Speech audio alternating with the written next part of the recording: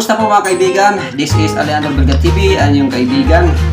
Ayan, topic for today mga kaibigan ay itong aking nakuha na singsing sa metal detecting using the Gupine 22.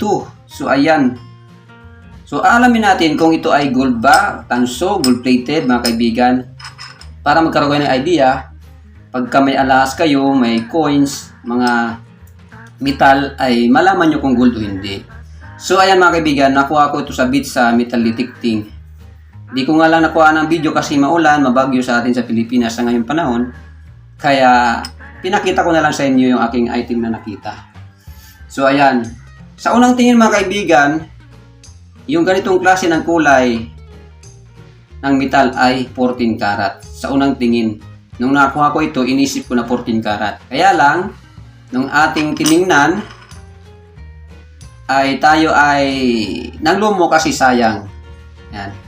So, paano malalaman kung yan ay plated, gold, or tanso? So, yung napansin ko pa dito mga kaibigan, makuha ko siya, may kulay green. Ayan. Ang isang metal na may kulay green na residue, yan po ay tanso. Ayan. Unang-una, para malaman kung tanso, kailangan ay kulay green yung mancha. Pagka ang kulay green, pagka ang mancha sa gold ay itim, na manchahan yung gold ng itim, yan po ay 10 karat or 8 karat. Pero ang 14 karat, 18, 21, 22, 24 karat, hindi po yan namamansya ng itim. Yan po ay nananatiling shiny gold. Ito po shiny. So ayan. At tingnan nyo mga kaibigan yung tagiliran. Hindi po siya yung tagiliran niya. Oh.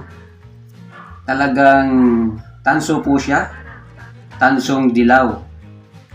So, aalamin natin kung yan ay gold ba yung plated niya. So, gold plated siya mga kaibigan.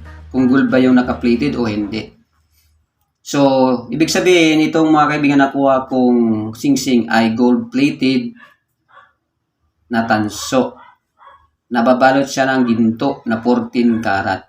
So, ayan mga kaibigan, ganyan yung pagkilatis kung tunay ba o gold o yung tanso yung inyong alahas.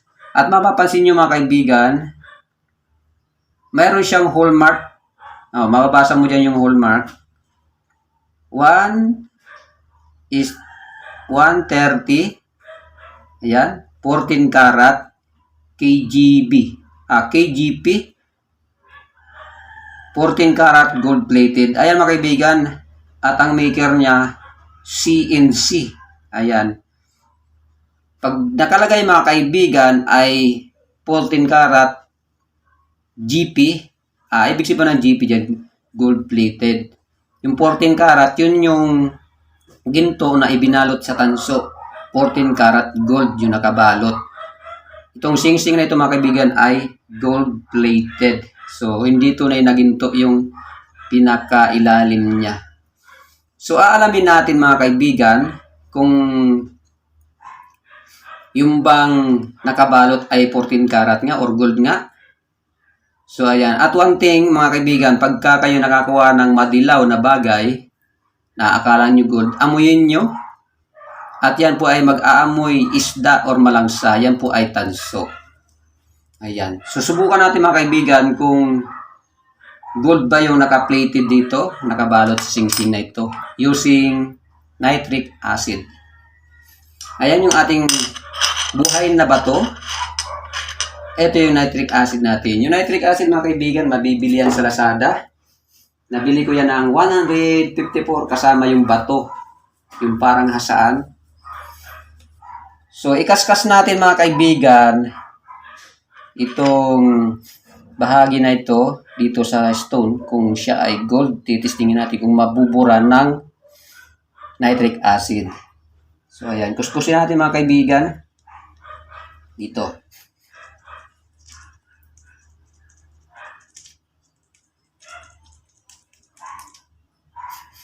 Pag hindi nabura, yan po ay gold. Pag nabura ng nitric acid, yan po ay hindi gold. Testingin natin ang nitric acid kung mabubura yung ipinahid ko o kinuskus ko na 14 karat plated gold sa singsing. Ayan, mga kaibigan.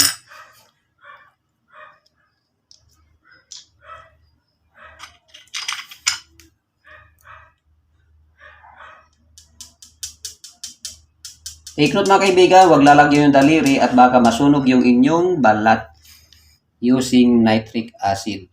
So ayan mga kaibigan, yung ating singsing na nababalutan ng gold, 14 karat gold, ay gold nga yung nakabalot.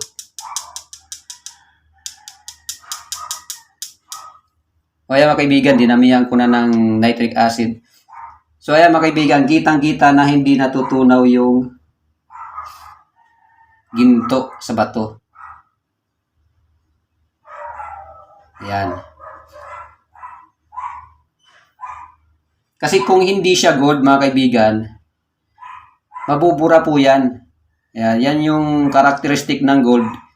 Hindi siya nabubura basta-basta ng nitric acid pag yan ay 10 karat, 14, 18, 21, 22, at 24 carats. So ayan mga kaibigan, ang kunting impormasyon tungkol dito sa singsing na kukuha ko. Pagka tanso mga kaibigan, amuyin nyo. Pag malangsa, yan po ay tanso. Pag ang tansya ay nagkulay green, yan po ay tanso. Pagka ganito ang kulay, gold, yan po kulay, 14 karat. At pag nakakita kayo ng ganyan itsura ng alahas, nababakbak yung balot o plating niya, yan po ay gold plated. At one thing mga kaibigan, babasahin nyo yung hallmark mga kaibigan. May hallmark naman mga kaibigan nakalagay dyan sa singsing na ito. Ayan mga kaibigan ang hallmark niya. Pag nakalagay ay mayroong nakalagay na KGP, ang ibig sabihin po niyan ay gold plated. At nakalagay din yan kung anong karat. So ayan mga kaibigan, ang tungkol sa singsing ko nakuha, sa alas ko nakuha, through metal detecting gamit ang Gupine 22. At sana nagkaroon kayo ng idea kung paano malaman kung tanso o gold ang inyong mga alas. Maraming salamat sa pagtitiwala. God bless you all. Bye-bye!